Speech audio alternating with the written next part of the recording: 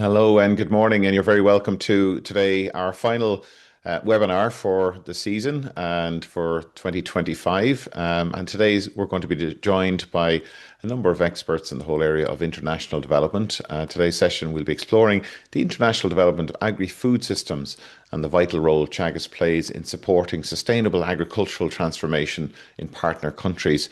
And through initiatives such as the development a Pamoja project, Teagasc shares scientific expertise, innovation, and practical solutions that strengthen food security, resilience, and livelihoods.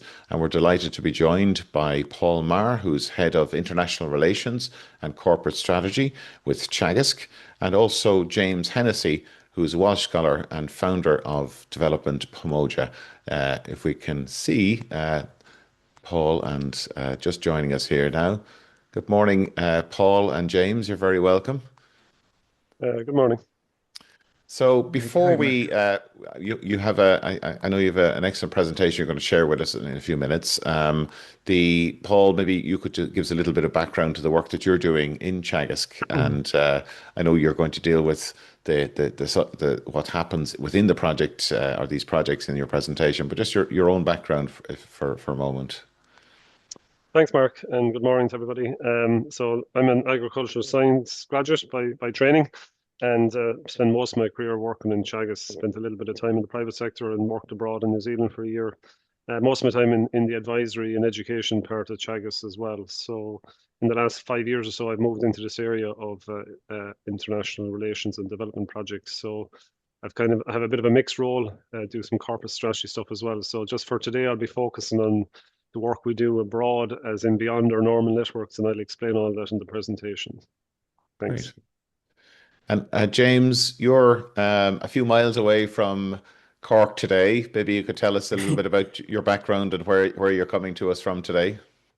Yeah, thanks, Mark. Well, I'm in Kenya today in Nakuru. So I first came to Kenya in 2007. I was working with another organization, met some very good people there, and we were working on an EU project together. So myself and three Kenyans, when that project finished, we started Development Pamoja, and it's rural based. It's all community based initiatives, and we do a lot of focus on agricultural things because the vast majority of people would make their money off the land, small farms between about 2 or 5 acres. Very good. And what inspired you to head over there in the first instance? I honestly don't know, Mark. To be honest, I did English and history in college, and then I did economics. So I didn't see too much of a gap for work over in Ireland. So I have a cousin actually. He's quite famous in Kenya, brother call him O'Connell. He trains all the athletes. So obviously when I was younger, I was fascinated by him. So I always wanted to come to this part of the world. And when I came here, I really liked it and pretty Great. much never went back. Yeah. Fantastic. Well, looking forward to your presentation. Cathal, good Cheers. morning to you. You're going to assist with questions later on. Just remind everyone what the best way to submit their questions. Yeah, good morning, Mark. Yeah, no, so we've a really interesting presentation lined up, as you say, and we have a Q&A tab at the bottom of the screen. And just to encourage everybody to ask questions throughout the presentation and at the end as well. And we'll get them answered. We've lots to talk about, so it should be very interesting. Yeah, looking forward to an interesting discussion after the presentation. So, Paul, if you want to share your slides with us, and while you're doing that, just to remind everybody that today's session has been recorded and will be available on the Teagasc YouTube channel, as well as all of the popular Signpost the podcast platforms, should I say, and also a copy of the presentation will be available for those of you who want to pick up on any of the links. And we might actually drop a link in there on the Pamoja project as well, just if you want to find out further information. So, Paul, that looks good, and we'll chat to you after the presentation. Okay, thanks, Mark. And again, good morning, everybody. There's a bit of a double act here between myself and James. So I'll do some introductory slides kind of across the whole breadth of the program that Teagasc is involved with. And I'll also have some nice video footage that hopefully Yvonne will be able to play a little bit later from some of our work on the ground in Tanzania to give some of the audience a sense of what the place looks like and feels like if you haven't previously visited that part of the world. So then after that, we'll be back to James for a bit of an overview of his work and hopefully, and again, another bit of video footage from some of his work. and then we can wrap it up and take any questions and answers. Okay, so international relations development, just to draw a little bit of a box around it, I already introduced myself. I suppose in Teagasc, I took over this role about 5 years ago.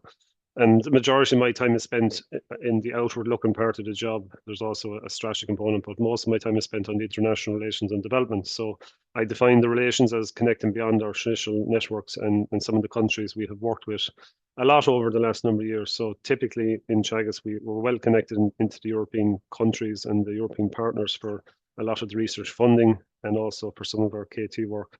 We have a good few connections in US and also down in the New Zealand, Australia territory.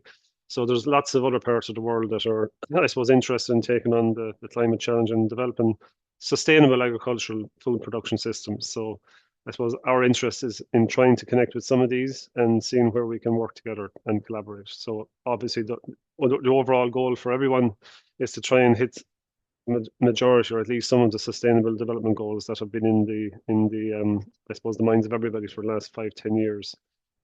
Today in particular, I'm going to focus on our development projects, which are mainly focused in East Africa and mainly focused on dairy. And again, I'll explain a bit about that as we go along. So Ireland to East Africa, just to make the point initially, it's a good bit away. It's about 12 hours of flight time, whatever way you go. And again, those countries down here are all clustered around the equator, so different climate, different terrain, different people, different economic situation to Ireland. So I suppose that always asks the question, well, what can we offer to the people of Africa? So again, we'll try and talk through that a little bit as we go along. I suppose the Africa story is well known by most people, but just again to look back at a slide that I find useful as a kind of a reference point for a lot of the Irish aid effort over the years. If we look at the world population here on the left, this big circle here, and we look at the red being the amount of people that are severely food insecure and the amber being the amount of people then that have moderate food insecurity on top of that out of the total population, you can see that there's always a percentage of a population struggling with food security. So then if we look across here at the different parts of the world, if we look at Asia, we look at Africa, we look at North America, Europe, Latin America, Caribbean, you can see where the big populations are. And you can also see where I suppose the food insecurity is worst. So for me, this graph tells a good important message that the red part of this large circle is very big as a percentage for the Africa area compared to even Asia or across the other parts of the planet. So food security is a huge challenge, as everybody knows. And climate change is happening, and as is well covered in the media, the people in the parts of the world that are most fragile get hit the most when climate is changing. So Teagasc has eked out a role over the last number of years in this space. We're not on our own, we're part of Team Ireland. So if you look at the Department of Foreign Affairs, documentation, policy, you look at Food Vision, talking about Ireland being a world leader in sustainable food systems. There's lots of, I suppose, structure around the background that helps set the scene as to what Ireland's contribution will be and where we fit in is Teagasc's challenge, I suppose. There's also an Ireland Africa Rural Development Committee that's chaired by Tom Arnold. And we contribute into all of these policy forums and fora, but as well as that, then we do some work on the ground.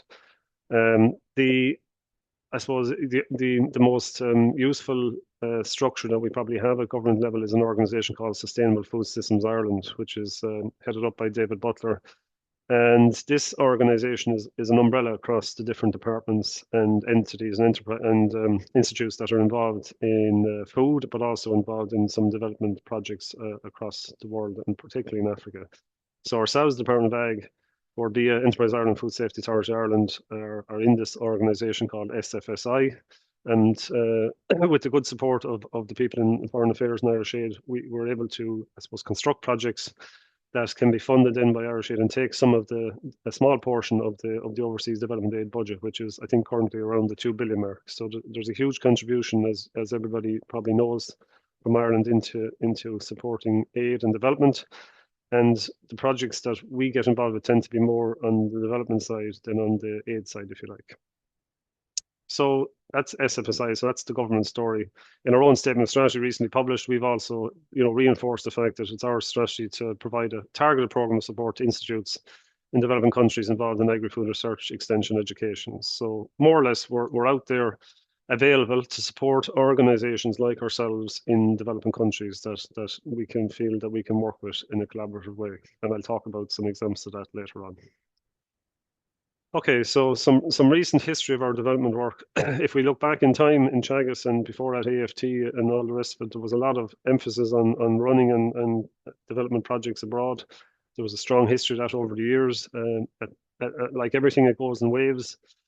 And in recent years, up to about 10 years ago, there was little enough activity directly in this space. So our former director, Professor Jerry Boyle and Lance O'Brien would have initiated a number of projects supported by the likes of Seamus Cross and Dennis Griffin and a few others to try and get some programs and projects moving in this space. So what I call a kind of a phase one set of projects about 5 years ago, or sorry, between 5 and 10 years ago, were generally around the area of potatoes, a bit on economics with colleagues in rural economy, and a bit in soils. So Trevor Donlan and David Wall and a few others were also involved at that stage. So they were largely around PhD studies, bits of projects, etc. So that was, if you like, the first steps. And then about 5 years ago, we stepped into more substantial projects that Teagasc were leading, maybe larger projects and working with a collaborative group in that space.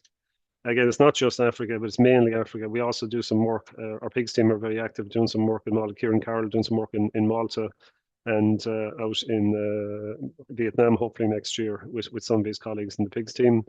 And Cian Condon has also done a bit of work with on goats and development work out in Cyprus through an EU-funded project, again through SFSI. So there's a lot of bits and pieces that are moving on, but today I'm just going to focus on the we'll call the chunky projects in the dairy area. And just a flash of a slide there from a few years ago from our Tea Research magazine, and that's Dennis Griffin there in the middle with some of the colleagues that he was working with on the potato seed development project. Okay, so the dairy projects, just to draw our attention to the map, again, 3 countries here, Tanzania, above that Kenya, and above that Eritrea. So 3 projects that are kind of similar. We work with an institute as an anchor point in each of these countries. In Kenya, it's an organization called CALRO, which is a research institute, and we work with the dairy component of that. I'll talk a good bit in detail about that later on. Second project then is in Eritrea, and the third project in Tanzania. The Eritrea project is a little bit different. It's an EU-funded project, and it's headed up still, thankfully, by a former colleague of ours, Lance O'Brien, who's still heavily involved, and involves a strong partnership of Irish institutes and strongly supported by Vita, an NGO that's active in the country. So that project has a good bit of information about it on the website. So anyone that wants to follow up on that later can do so or come back to me. But that's about a €4 million project. The Kenya project has risen to about a €2 million budget project. And the Tanzania project is about a €3 million budget project. So all in all, we've about a 10 million, I suppose, project budget portfolio. But there's a wide and vast number of partners involved in all of these projects, and they're all slightly different construction. And again, I'll talk in detail about the Tanzania one first, and a bit about the Kenya one, and then James, who is a partner, a collaborating partner on the Kenya one, will then jump in with his piece on how that works. Again, similar approach to all of these. It's about looking at the milk production and processing system and seeing where it needs to be strengthened through the institutes. And I suppose, as I said, there's different funding models. Irish Aid are funders of 2, and EU are funders of 1. So the Tanzania project, just to identify that, it's known as the Maziwa Faida project, which is translates roughly to successful dairying, funded by Irish Aid. It's running since 2021, and it's a strong partnership between an organization called Tiliri, a research organization in Tanzania that has a dairy center up in the northeast in a place called Tanga. And the 2 people that are, I suppose, most important in this project are the lead of that dairy center, Zabron, in Tanzania and Tanga, and Parik French, our head of systems in Moore Park Dairy Systems. So they effectively have a co-designed work program that they work through. It's hitting all the areas that you might expect with milk and production and the value chain. Feeding cows, forages, conservation, animal breeding, management of farms, research center performance, looking at good systems for data, trying to develop systems of sustainability, energy, water, all of that sort of stuff. So it's all the stuff you'd imagine, and we've a nice bit of footage from that, so I won't jump in too deeply into the detail at this point, but we'll show a video in a couple of minutes that'll give you a sense of the place and also the project, and it was developed by the guys themselves out in Tanga. Again, one of the big parts of this project was to provide funding and support for the centre to have an active programme that was relevant to the stakeholders outside the walls of the research centre. As it happens, there's an education college across the road from the centre as well, which was useful, an organisation called LETA. So a nice partnership has developed between Tulare and LETA and the farmers in the surrounding region or catchment. So again, it's a pilot project, but it's a nice size project that shows what's possible through development, farm demonstration, getting stuff out on farm, getting data collected on farm. As part of the project, about 8 of the staff in Tulare and LETA have undergone a master's training program in a local university, Sequoia, and we have had a number of cross visits in between those students and other people working in the organisation over to Ireland, and a lot of visits from Ireland back. Lots of people have come over here to get some work experience in different facets, whether it's laboratory work or farm work or systems work. So we've had 2 groups that have come, one group last spring, another group coming this spring, just to get deep experience of how the Irish farming system works. And we also had 2 UCD master students who were studying a master's in innovation support with Monica Gorman and Jim Kinston UCD. They visited Tanga last year, or this year I should say, to do their project work in Tanga hosted by Zabron. So it was, again, lots of angles and parts and components and collaborations in this project, and we'll go through that now when we get to the video. So just first of all, a few slides, a few pictures for people that may or may not know Pádraig. That's Pádraig French there on a visit to the centre, and I like this picture here in the top right. You may have seen it before, where we met with one of the local farmers who was demonstrating to Pádraig the type of forage that they can end up feeding to dairy cows at particular times of the year when forage runs out. So typically in the system, you would have a cut and carry system, as it's called, where the farmers would keep the cows close to home, but they would go and fetch whatever forage they could find for the cows. And as the year would go on and maybe weather would disimprove, they'd have to go further for forage, and the quality might drop. So the whole idea of growing and managing forages for livestock would be, I suppose, not the norm in a lot of the areas. So this is a big part of the project, is to try and develop forages that can grow, be managed, conserved and kept, and try and keep the animal production at a reasonable level. The pictures, well, you can see that was a picture of a lady that we visited early on in the project, and again you can see the modest facilities, for housing in the background. This was the laboratory where they were trying to develop some new equipment and procedures for measuring quality forages. Minister Neil Richmond was out there at March this year and was impressed, I think, by what he saw, and it was good to have that sort of interest in the project. And I think he's hoping to follow up with the Tanzania group next year when they come to visit here. And the guy in the bottom right is Zabron, who's the kind of the key link man from the Tulare side.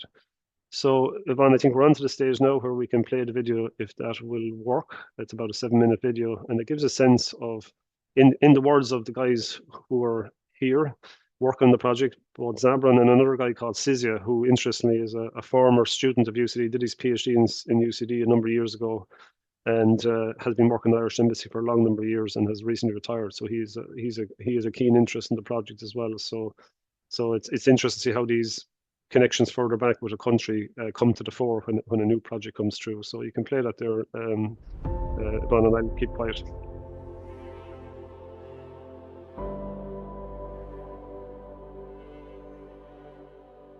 Mradi huu umelenga kufanya mambo kadhaa, hasa kuendeleza mnyororo wa thamani wa ng'ombe wa maziwa nchini.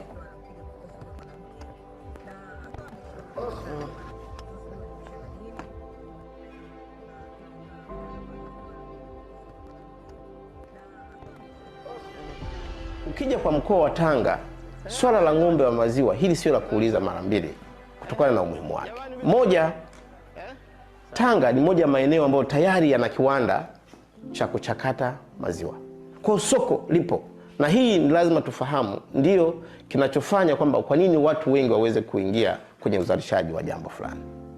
Uwepo wa kiwanda cha Tanga Fresh umekuwa ni chachu ya kuwafanya watu wengi ambao ni wafugaji na ambao hawakuwa wafugaji kuvutiwa na shughuli ya ufugaji. Lakini swali linabaki, wapi watapata ng'ombe sahihi, wapi watapata teknolojia sahihi, ambazo ni mathalan malisho, mbali za ng'ombe sahihi, elimu sahihi ya ng'ombe ya ufugaji wa ng'ombe wa maziwa. Kwa mradi huu unatarajia kujenga maabara ya kitaifa itakayokuwa na uwezo wa kupima ubora wa malisho mbalimbali, yale ambayo yanaweza kaletwa aidha na wafugaji au yakaletwa na maafisa ugani kutoka kwenye vijiji na halmashauri zetu nchini. Lakini jambo jingine, mradi uliona kwenye tathmini ya awali kwamba inaonyesha hakuna mahusiano mazuri kati ya hawa watafiti wanaotoa elimu ya kuhusiana na ng'ombe bora wa maziwa, lakini pia hawa maafisa ugani ambao ni wataalamu wanaotoa ushauri kila siku kwa wafugaji wetu, pamoja na wafugaji wenyewe. Lengo kubwa ni kuhakikisha tunaongeza mahusiano yaliyopo kati ya Ireland na Tanzania kwa kupitia mashirikiano katika kuendeleza teknolojia za uzalishaji wa mazao ya mifugo hasa maziwa.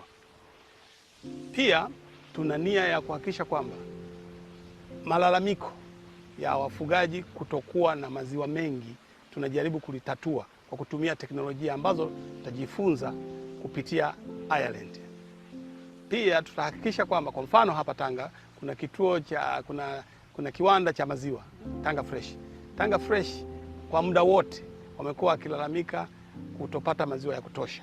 Toka kiwanda hiki kimewezeshwa na kufungwa na mitambo mipya, hawajawahi fikia hata 40% ya maziwa yanayopokelewa ili yaweze kuchakatwa na kutengeneza mazao mbalimbali yanayotokana na maziwa.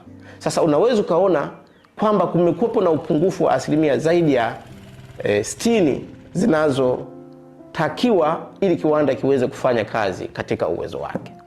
Nani ataweza kuhakikisha haya maziwa yanapatikana? Ni hawa wafugaji wetu kutoka mkoa wa Tanga, lakini ni kwa kushirikiana na hii taasisi yetu ya TALIRI.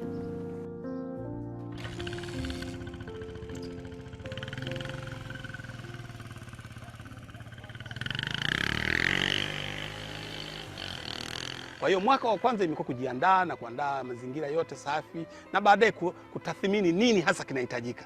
Tumemaliza hiyo. Mwaka wa pili ilianza kupeleka watu Ireland kuanza kujifunza kuona kule ni nini cha kukopi. Tumeshapeleka viongozi wa kutoka wizarani, tumeshapeleka watafiti, tumeshapeleka watu wa uwakilishi wa wilaya kwenda kuona jamani kule ni nini ambacho tunaweza nakili tukaleta huku. Na tayari na hapa tukaanza kuchagua wapi tutafanyia utafiti maeneo, tukachagua maeneo, tukatenga mashamba, kutenga mifugo, kutafuta mbegu, yote yale yameandaliwa. Katika mwisho wa mwaka wa pili tayari utafiti umeshaanza. Plots, vishamba vidogo vidogo vya kisayansi vilishaandaliwa hapa kituoni ambavyo vimeweza kuzalisha mbegu. Mbegu hizo tayari zimeshapatikana. Kwa hiyo sasa tuko katika hatua ya kuhakikisha kwamba hizo mbegu tulizopata tunaweza sasa kuziongeza katika miaka ya 3 na 4 na 5 ili mbegu hizo ziwafikie wafugaji. Lakini pia mradi umewezesha kupata vitendea kazi. Moja, watafiti wote wamepewa kompyuta mpakato. 2, hiyo mizani ambayo nimesema ya kidigitali ya kupima wingi wa maziwa, ya kupima uzito wa kila ng'ombe. Lakini pia mradi umewezesha kuhakikisha inaanzisha kitu tunaita mfumo wa kidigitali wa kuhifadhi taratibu na hizo takwimu mbalimbali ambazo zinakusanywa. Mpaka sasa tunaelekea kuzuri. Kwa sababu tayari kuna vijana tumewapa mafunzo, tayari wakulima tumeshachagua wakulima wengi wanapata mafunzo na wanaendelea kupata mafunzo kwa mafunzo rejea hapa kituoni kwenye utafiti, na pia mafunzo mengine yanapata kwenye taasisi ya mafunzo ya mifugo iko hapa jirani Buhuri, inaitwa Lita. Wao kazi yao ni kufundisha tu. Kwa hiyo tunawasiliana nao ni jinsi gani watoe mafunzo namna gani ya manufaa kwa wafugaji wetu. Yote hayo tukifanya tutahakikisha kwamba tunakuwa na mifugo bora, tunakuwa na matunzo bora ya mifugo na tunakuwa na uzalishaji mzuri wenye tija, na pia mwisho wa siku wafugaji wawe na kipato kilichoongezeka na kinachosaidia familia zao.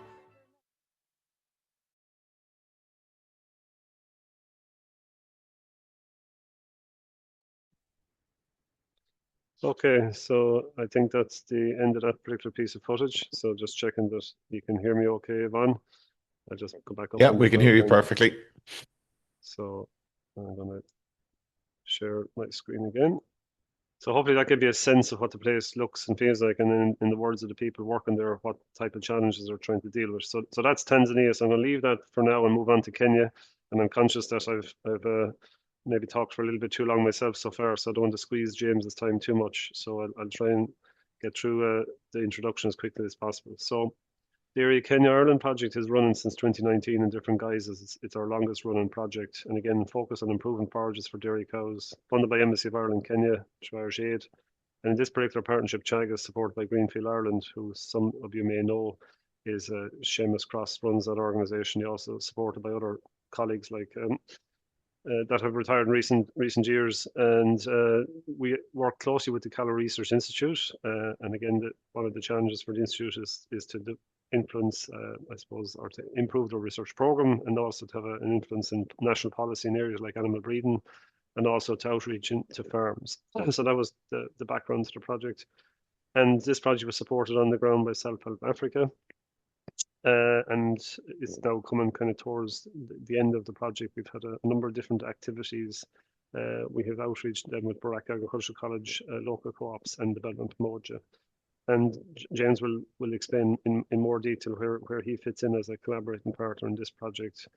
But the overall project is trying to demonstrate good systems of forage production to feed dairy cows. And typically you're talking about trying to get cows that are yielding 1 to 2 litres a day, up to maybe 5, 6, 7, maybe even 10 litres per day. That's the general ambition. And I think it's important, I didn't say at the start, but in all of these countries, the scale is massive. If you look at Kenya Tanzania and Kenya, you're talking about 70 million people, 50 million people, and then your cattle population is around 30 million and 20 million. So there's nearly a head of cattle for every 2 people of population, and the scale is massive. So and the production is generally modest or low because of the weather and the feeding system. Okay, so just to point out where we are on the map, we're down in Kenya here, we're in around the middle, but Nairobi is the capital down there at the bottom. Katra and Navash is up here about a couple hours north, and then James's location is further north again up around Nakuru. So that's enough for me. There's lots of pictures, but I'll come back to them if there's time, and I'll hand over to James. Okay, thanks for that, Paul.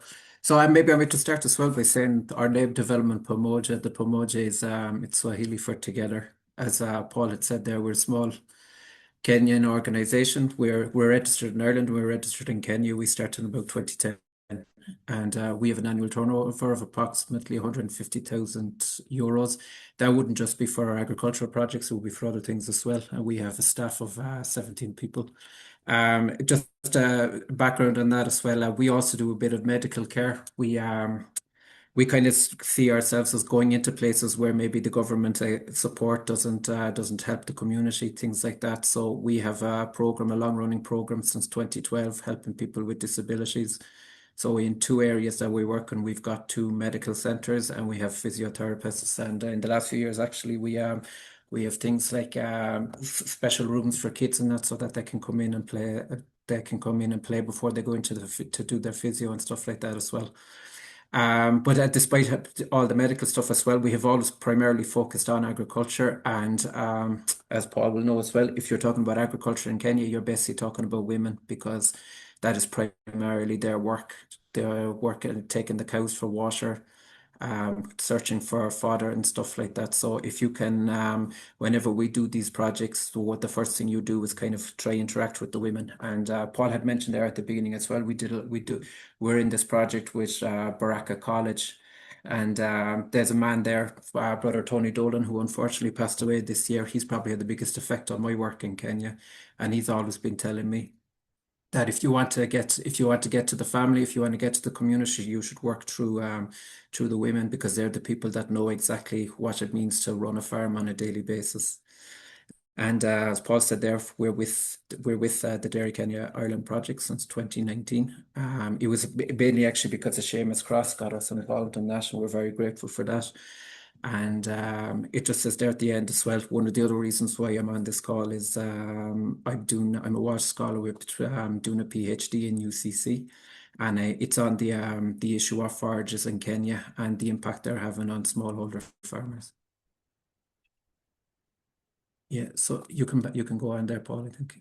So just to give you a sense of where we are, Paul had said there, this project is primarily in the county of Nakuru. So we're on the border of Nakuru and Baringo counties, and our altitude, we'd be known as mid to low altitude. We don't get a lot of rain every year, 600 millimeters to 900 millimeters. You have the long rains from March to May, you have the short rains from October to December.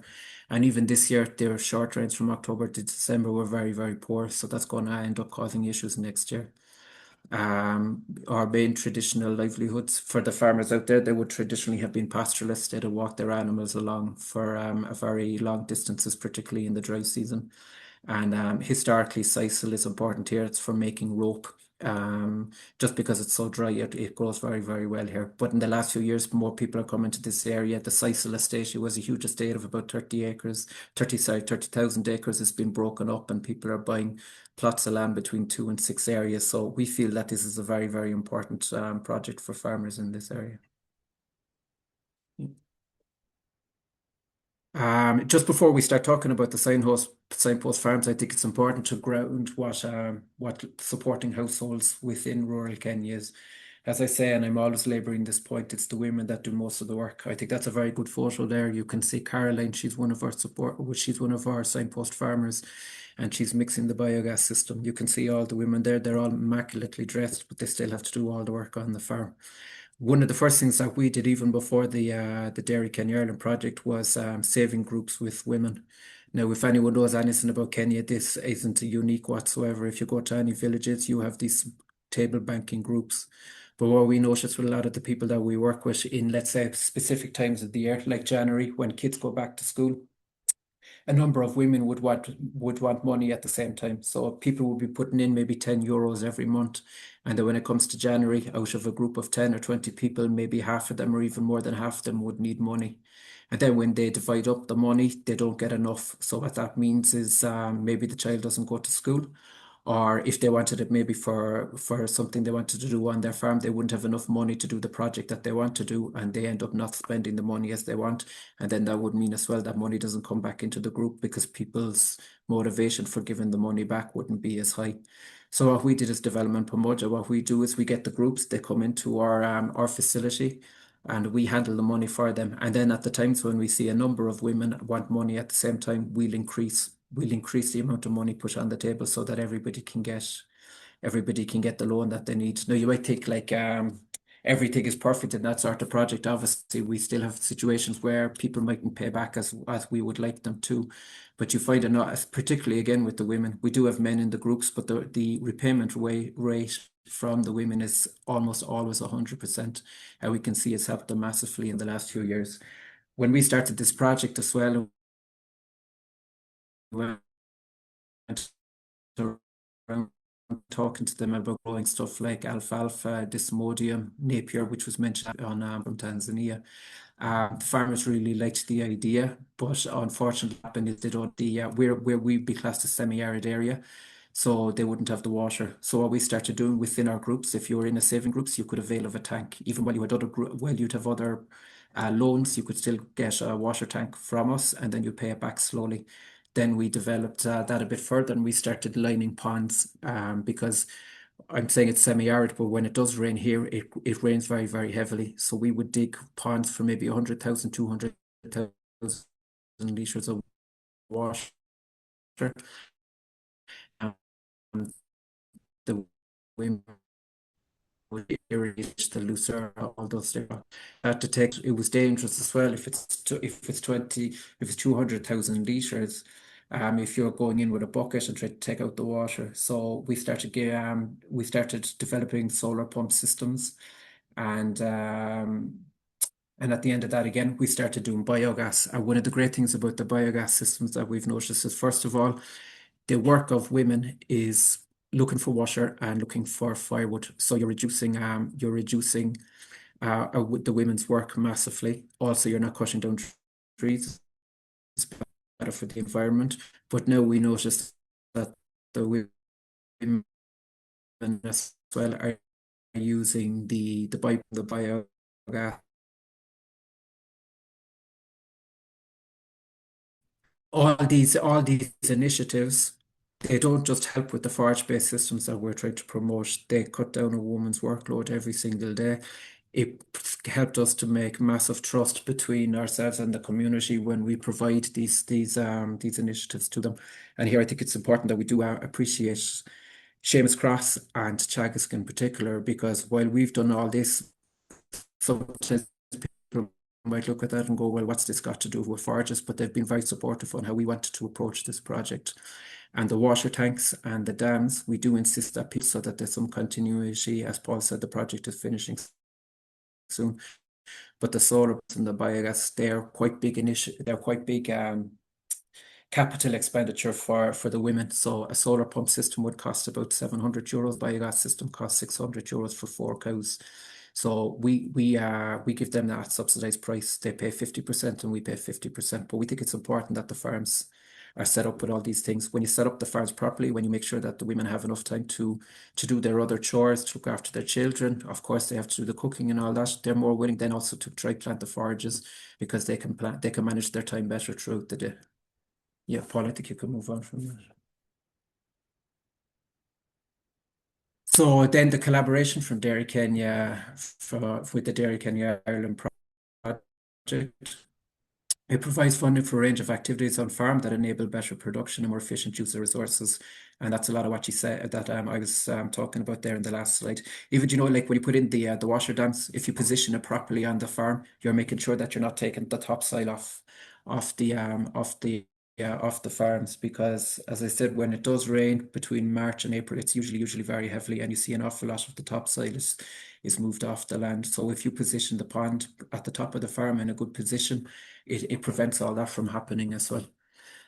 This project as well is good. As I said, people traditionally would have been pastoralists, but now because farm sizes are getting smaller, Paul had mentioned it, there's 50 million people in Kenya now. So the good land is becoming less and less. And even where we are, which will be semi-arid, a lot of people are moving from the Kenyan, those type of areas, and looking for land in our type of area, because the land, the very, very high producing parts of Kenya, you can't really find land anymore, or it's too expensive. So this is very good when you have maybe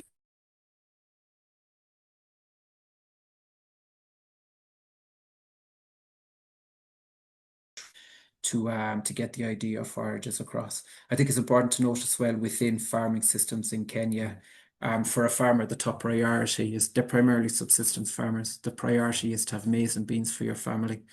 So while I might be doing a PhD and all this project is on forage crops, I may think about forage crops every single day of the week. For the farmers here, it's down the pecking order for them.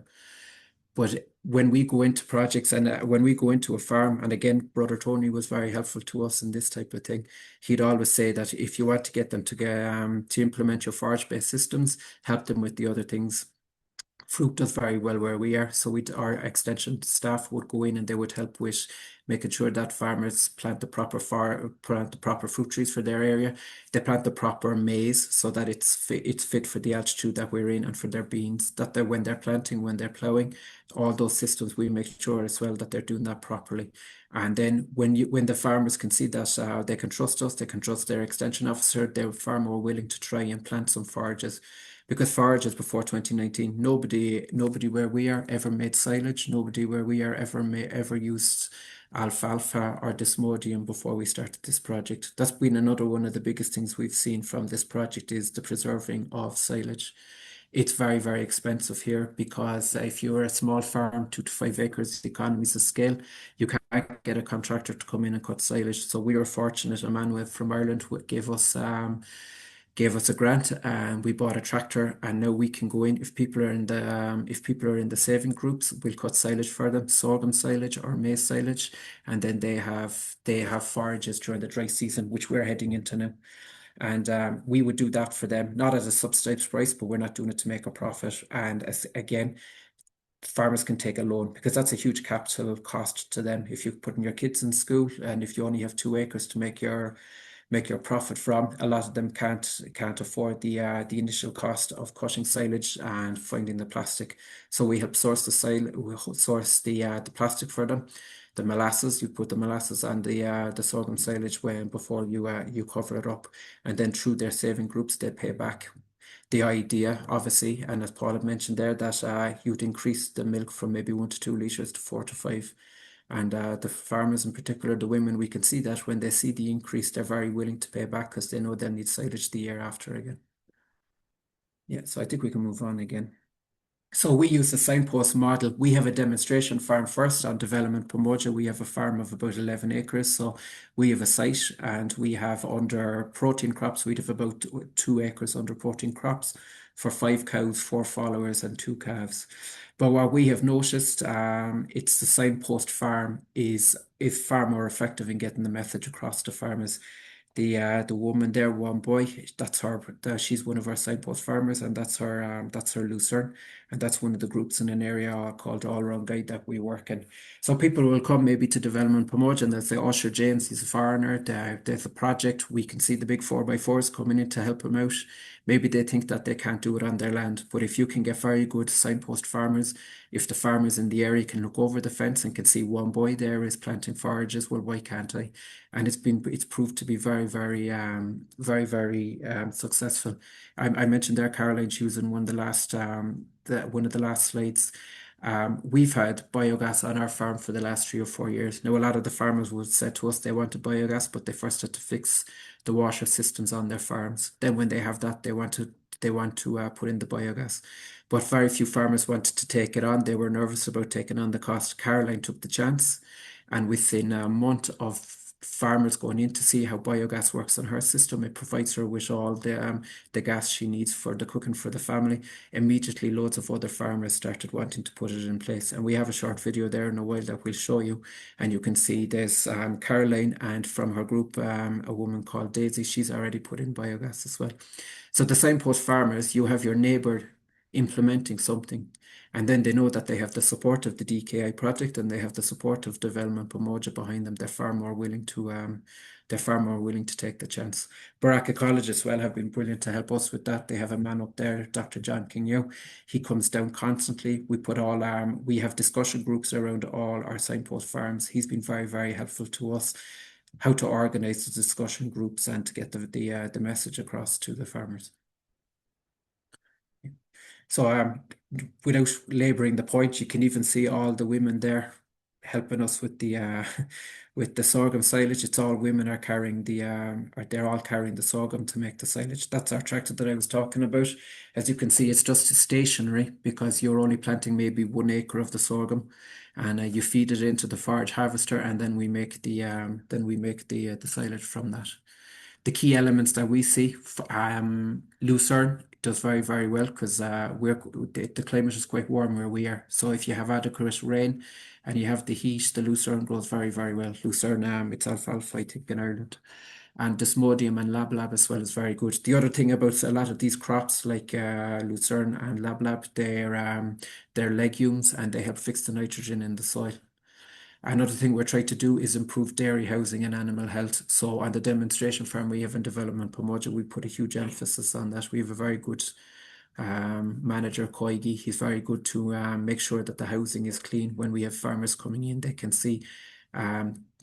see like how beneficial animal health is. We wouldn't have had to call the vet for the last 2 or 3 years, where a lot of the farmers that we would have, they constantly have problems with their animals. Mastitis will be a big one out there as well because hygiene wouldn't be great on the farms. And then without labouring the point, we go on about the biogas and solar systems are important to us, and the machinery access. We don't just have the tractor. People take loans off us as well for chaff cutters, so they would use them primarily for cutting up the napier. Like, it's not just that we would be telling farmers you need to, it's important to plant these forage crops. It's also how you manage it afterwards. So napier, a lot of farmers, because they'd be nervous, they wouldn't have forages for the dry season. They let the napier grow too high. So what we would do is we get them to cut that napier's elephant grass. They cut the elephant grass at the right time. If they have the wedge, as you call it, we'd help them to make the silage out of that so they have it for the dry season. And obviously if you're cutting it up smaller, it's more efficient use of the actual crop as well. Paul mentioned it there, and we can see it on the demonstration farm. When we started this project, we were getting 3 to 4 litres a day, whereas now we're getting the average will be 7 to 9 on the farm. On the cows that we have cows are milking up to 15. Just after calving, they'd be milking up to 15 litres. That genuinely is unheard of in our area, and it's not that we're looking at Friesians or high grade animals. It's all mixture cows, Ayrshire mixed with local breeds, some Holstein mixed with the local breeds, the Sahiwal here as well. Another big issue with the farmers in this area is the calving interval. So you would have a farmer with 2 or 3 castration farm, and with our signpost farmers, that the calving interval has come way down. And then another big thing about getting the forage-based systems, and particularly getting the proteins right, is a reduced reliance on purchased concentrates. A lot of the farmers during the dry season would be forced, if they want the animals simply to survive, they'd have to go and buy dairy meal. And a lot of the dairy meal that you buy here, you really don't know the quality of it as well. So we'd have a meeting every month with our farmers, like the heads of all the different groups, and it's like sometimes they'd be joking and saying, "Oh, this project has helped us, our animals don't die anymore." But that's the reality out here up until 2019. And even with farmers that wouldn't really be implementing these systems, we still see January, February, March, a lot of their animals end up dying. And if they don't die, then they have to sell them. And when they sell them off, they're selling them for 30 euros. So the asset, cows are a huge asset for the family. What this project does as well, if you can get your animals through the dry season, not even talking about how much milk they produce, it gives them the power, the authority to sell the animal when they want to, not when they're forced to do it at a cost that would be means that they're absorbing a huge cost to their family. Yeah, I think that's okay for that. And then why the signpost farms work. Farmers adopt faster when they see neighbours succeed. I'll go back to the biogas. It's so visual when you see people, when you see the biogas systems on the farm, and you see the farmers looking at it and they want to introduce it themselves. The discussion groups and extension are more effective than one-off training, and I would completely agree with that. The discussion group we've only brought in maybe in the last year, Seamus Cross and Frank Kelly from Teagasc were out with us there in 2024, and they had to set up our discussion groups, and they have proved very, very successful. And you can even see the farmers when they move from farm to farm, they're so proud of their farms. They like showing off to their neighbours as well how this system has helped them. There's one lady, one woman in the video you'll see in a few minutes called Sharon. Her farm is absolutely exceptional, and she's so proud when she gets the opportunity to show it off to people.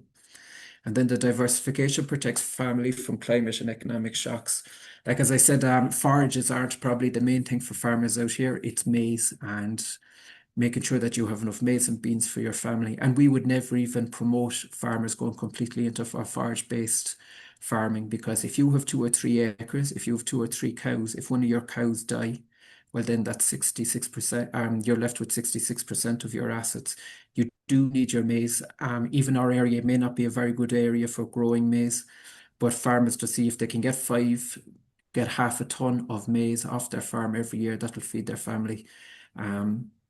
So when we are going around doing our work on forages, we still absolutely encourage farmers to be diversifying what they have on their farm. You might see in that picture behind us some nice banana trees as well. So we do obviously focus on forages, but we also acknowledge that farmers need to diversify in what they are doing. And then again, and this is a huge point, and I know I labour it a lot, women benefit massively from this system. They're not looking for water. They're not looking for firewood. They can better manage their time for the day, and they can actually rest for a while, because I honestly don't understand how they keep going. And I've been here 15 years. They do a huge amount of work, and this type of farming has really, really helped them. And then maybe just to run through as the last part here, what we've given out within this project so far: 200 water tanks, 40 water dams, 15 solar pumps. We also give out dairy goats, beehives, so that they can diversify again. Over 3,000 tonnes of silage conserved. Before 2019, there would have been none. Increase in milk from maybe 2 to 3 litres, it's gone up to about 7 to 9. Reduction in cost of inputs, which is huge, and reduction in calving intervals. And then at that, this is one of our saving groups. You can see there, 13 active saving groups. We've 4 discussion groups, 100 farmers trained on forage-based systems, and 100 farmers now planting forages across 5 villages. And it's just mentions it there at the end. That's basically what I'm looking at in my PhD, to see how forage systems, what are the drivers, what drives people to adopt these systems, and how we can make it better. I think that's Conscious it of there, Mark. time, James. We're well, you're right up on Yeah. the video there, so we Yeah. may not have all the time, because I'd like to leave a few minutes for questions, but you can identify a good time for the video. So I think we're ready for that video now. Is that correct, James? I think so, Mark. Yeah. Maybe I just say while you're putting it up there, the 5 farmers, and this are John, he's one of our Signpost farmers, Caroline, Sharon, also Signpost farmers, and Daisy and Mercy, and we've put them in specifically because they've started taking on. They saw what the Signpost farmers were doing, and they're after taking on the initiative as well.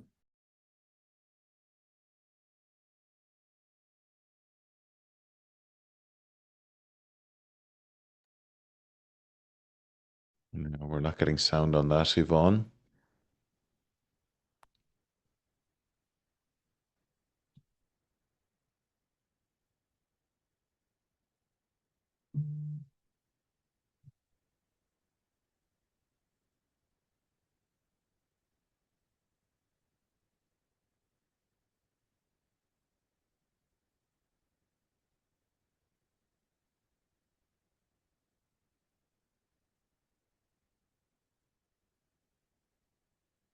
So, James, we seem to have a problem with the sound here, but perhaps you could talk us through what we're seeing here. Might be the best thing to do in this case. Yeah. Well, that was our extension officer, Nicholas, just to begin with. She was introducing, and that was the Development Pamoja farm. So what we saw and what we tried on that farm, we take off farm and we take it to the Signpost farmers. This is John, as I mentioned. You could see he's a good crop of Napier behind him, and I think that's sweet potato and desmodium.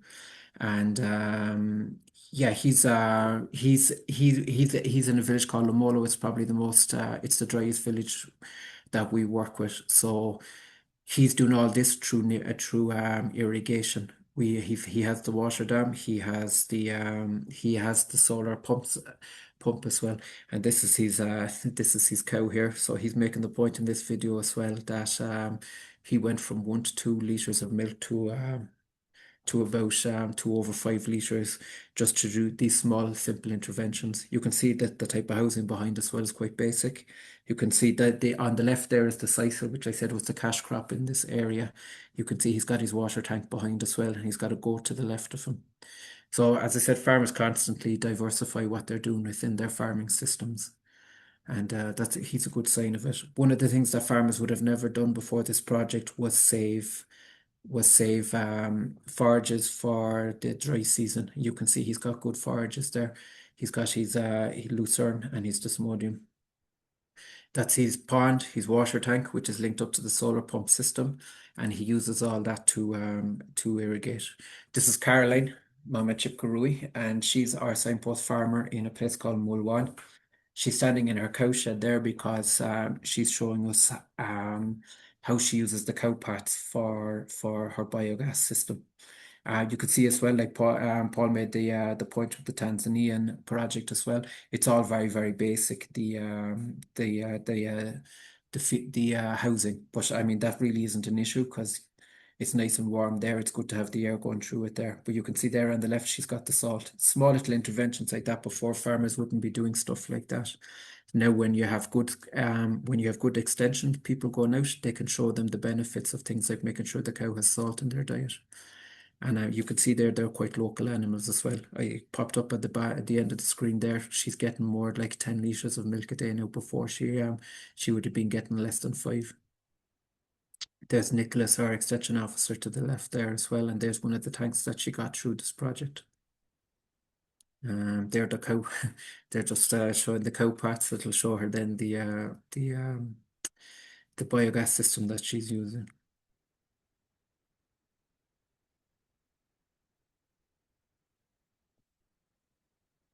That's just there at the end as well. She's showing how the loans have helped her out. So as I mentioned there at the beginning, when they take the biogas systems and the solar pumps, they still take them on a loan. We subsidize half of it, and then Caroline will pay back in the next 2 years.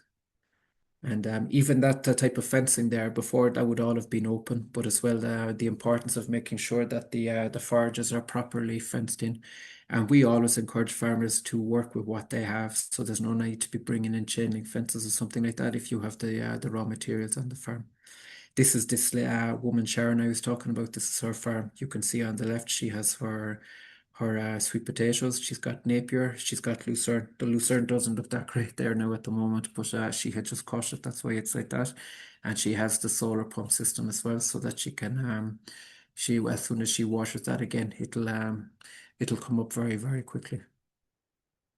Even the Napier there, actually, it might be still slightly too big. But before this project, if people did have Napier in the area and it was very rare, they would let that go far too strong. So then when they actually give it to the animal, really the energy they're getting off it is of no benefit to them. And that's Sharon with her washer pump as well. You can see the manhole cover there, the pump is inside there. And over her shoulder there is her washer pond. Another thing we promote there, she's talking about is these forage trees called Suspania. They do very good in the dry season. You'll still see them producing forages. And again, she's making the point there that before that she had her washer pond, she had to walk maybe 3, 4, 5 kilometers to look for water during the dry season. And there she's grinding up her own food. This is now a Daisy. She's in Caroline's saving group. She saw Caroline's biogas system and she decided to implement it as well. She has I think that's her sweet potatoes. Her Napier's probably gone a bit too strong there, right in the background, but she's planting all the things that we promote. She's after building a new cow shed as well, actually, at the moment, and she relied heavily on people who's in the Dairy Kenya project to show them how to plan out a proper dairy shed. Actually, while I'm talking about that as well, Tom Ryan, who was with Teagasc, came out a couple of years ago, and he also designed the where we house our cows. And now when we go around encouraging people to design their cow sheds, we take from the design that Tom did, so we can scale it. Ours is quite big. It can hold up to 12 cows, whereas a lot of the farmers here did only need it for 4 to 6 cows. Daisy again, she also has her water pond. You can see she's put the Napier around it as well. So make sure if your farm is small, you have to make sure that you're using all the land that you have. Even on the fence there, there's you can see there's lap, so, and Desmodium. So they really do make sure that they use as much of the land as possible for their forages. And this finally is Mercy. Mercy is also in Caroline's group, and she's actually Caroline's next door neighbor. So when we started putting in the ponds and we started putting in the biogas systems, Mercy will be looking across at Caroline. Caroline, they're very good. They don't keep the information to themselves. Caroline invited her to put her into the group. She made sure that she saved for a few months, and then she was also able to avail of all these initiatives. Fantastic. Thanks for that, James, and apologies for the sound there, but you did a fantastic job on narrating, and there was a slight delay, so it was a tricky one to do. So the video is going across to you in near Nairobi and back to us. So look, technology is amazing, isn't it? When to allow us to do this. I think, Paul, you had a couple of reflections that you wanted to Yeah, go I'm through afraid before we this has finally become wrap a up. Christmas special, Mark. I'm afraid, due to our what would you call it? Our timekeeping hasn't been the best, but I think the content is engaging, and Yeah, absolutely. hopefully people will stick with us for a few more minutes, and maybe we'll have a follow-up if required as well. So just, I suppose, for me, just to make a few kind of wrap-up reflections, I describe this as it's difficult work, but it slowly works. This is all part of the longer game of building in-country capacity and working with the networks that are in-country where possible, and trying to find those networks and see what works. And my description of what we do is that we don't hand out fish, and we don't necessarily teach people how to fish and then just walk away. We work together to find the best way to fish. That's my description of it. And as it's very important for me that Teagasc is part of the broader Team Ireland team.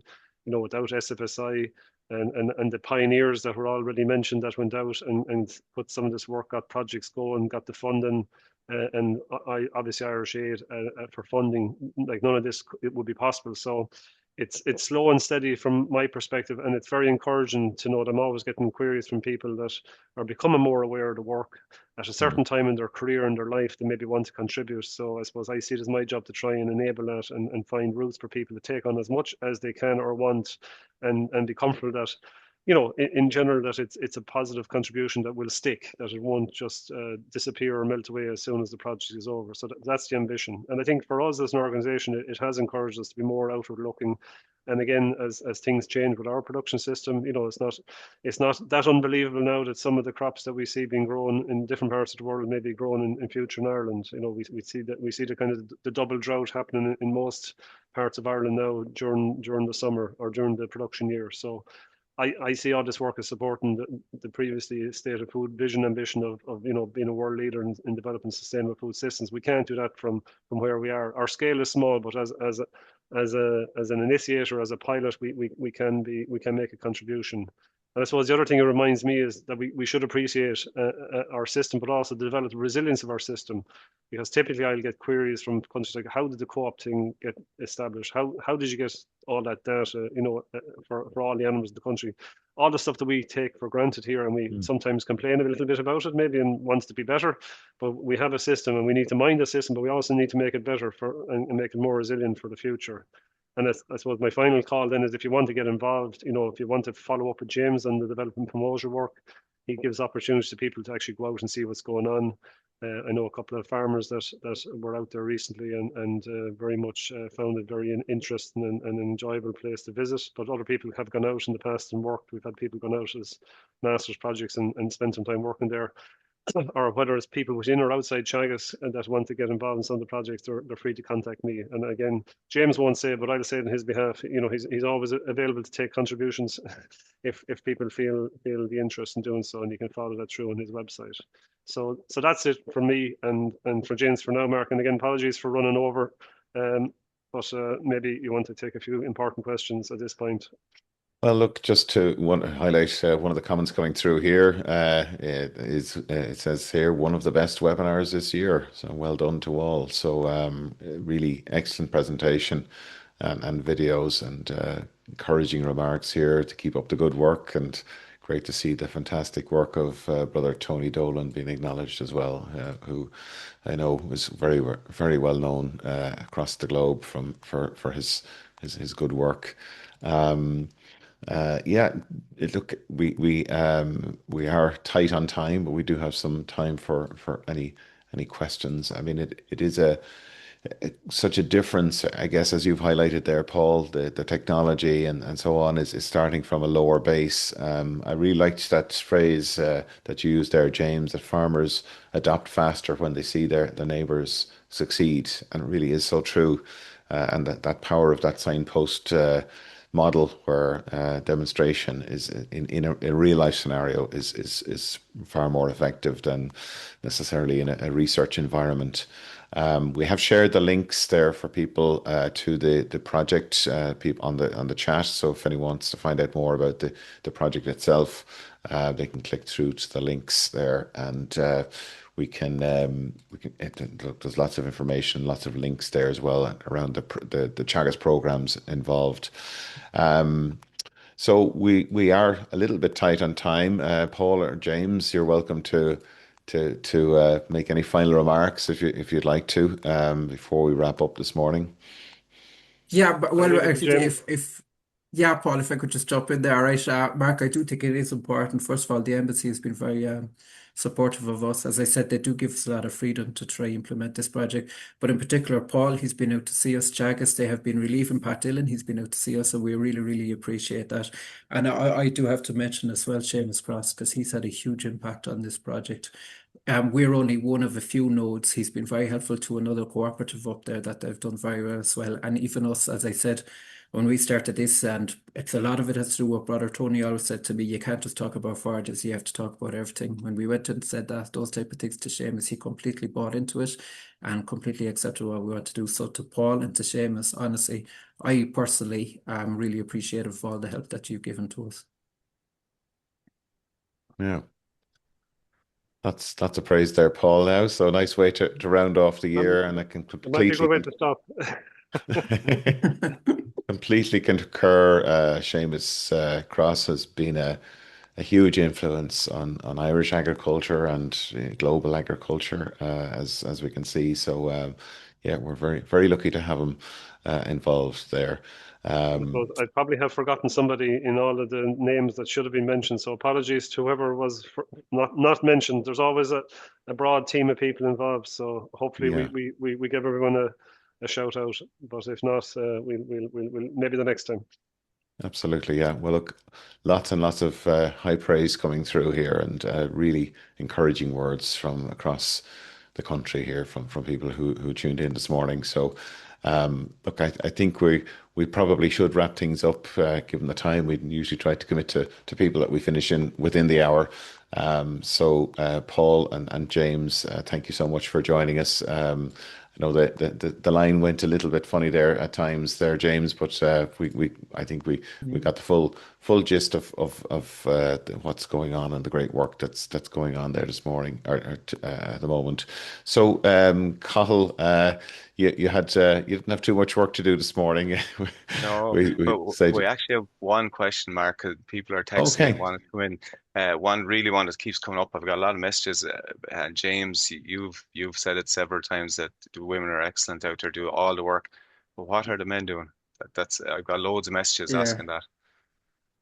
Yeah, and it's something that I'm asked constantly of Cathal. They manage the stock, so that's telling the woman go out and take them to the water and that. And I do sometimes maybe labour the point a bit too much, but it is true. Like and again, I'll go back to that. Was Tony always said that to me. Make sure that you get to the women if you want to get to the family, and it's just the way we've always worked. And to be perfectly honest, I don't think too much. I'm Irish. I'm not Kenyan. I'm not gonna start pontificating what men should do. I'm also unmarried, so that's not a good thing out here. They'd be saying, what does he know? He doesn't even know how to look after his own family because he doesn't have one.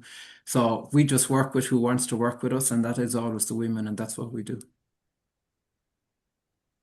So That's again, great. my observation is that there's lots of stuff moving around. If you visit these countries, you see there's a kind of what I call a roadside economy. You know, everything goes to the main road, tarmac. So when James mentioned some of the cash crops that are produced for sale so that people can fund the family activities, maybe fund some education for children, that stuff gets hauled over to the road and, you know, exchanged with dealers and moved on to the city. So I think typically, James, a lot of the men would do that Yeah, type of role. that's true, yeah. Go and meet Yeah. their The comrades motorbikes and all that. motorbikes. You see them all gathered at corners. So we're not. I think it's important to say that we're only looking at this from our perspective, and we're not social commentators, so we can't say substantially, Absolutely, you know, how everything works. But it's clear when you want to, I suppose, influence what happens day to day in the farm. It's generally the women look after everything and are interested in stuff that makes their life a little bit easier physically and more time available then to look after children and schooling and all the rest of it. So I think that's the general pattern. I don't want to say every country's the same, but that's kind of the general pattern from what we've seen in the smallholder production systems. So it's interesting. Like, it's not. I always say if you look back in Ireland's history, it's one of the reasons I think that Ireland is well received. If you look back to, you know, I said the Dunking cart taking the milk to the creamery, it's not that far back in our history, and it's not that different to what's happening day to day in some of the rural areas in the areas where we're involved. So again, there's a mix. Every country would have some countries have big scale sort of corporate level sort of farming systems as well as small scale, but Irish Aid are always interested in supporting the institutes to support those that are furthest back or that have the least resources. So I suppose that's one of the anchor points of our projects in Kenya and Tanzania, and that's been the consistent message. So thanks to yourselves and the team and Yvonne for hosting us. We appreciate the airtime. Oh, you're very welcome, and thank you for all the good work that you're both doing. It's great to see the Irish flag flying high there, and the Teagasc logo appearing, and some of those projects. You know, we are very proud of our association with all of those projects. So, thank you for highlighting the good work that's going on. We are out of time, unfortunately, but thank you again for sharing your the videos and the photos. Lots and lots of compliments coming through the chat here, as you can probably see. So keep up the good work is all I can say.